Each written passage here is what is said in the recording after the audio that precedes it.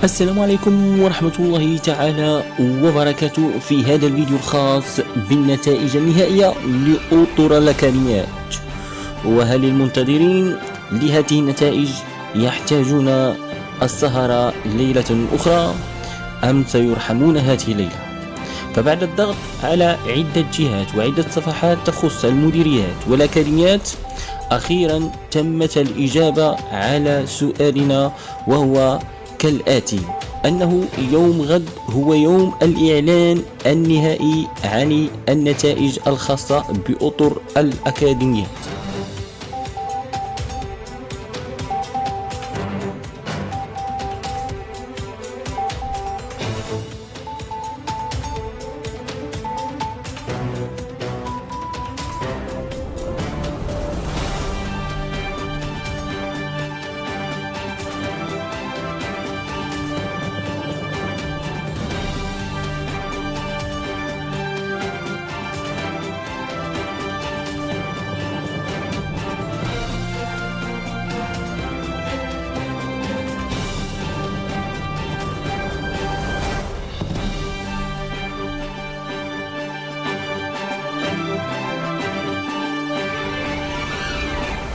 ولأن أزمة التواصل وطنية وجهوية وحتى مؤسساتية، بل وهي في المؤسسة الواحدة، فلم يتم الإعلان ولو بسطر واحد على صفحات الوزارة أو على صفحات الوزير نفسه تعلن فيها عن اليوم بالضبط وعن الزمان بالضبط الذي ستعلن فيه النتائج، لعلهم يرحمون بذلك الطوابير التي تنتظر محرومة حتى من حقها في النوم.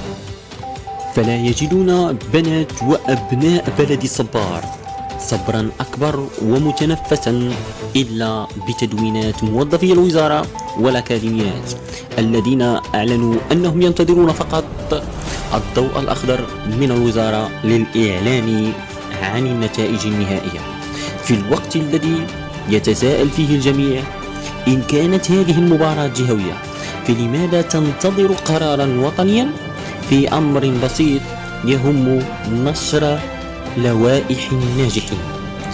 تحياتي لكم وأتمنى لكم كل توفيق. وما أراه شخصيا أن الوزارة تمارس المشاغبة ضد أساتذة الغد.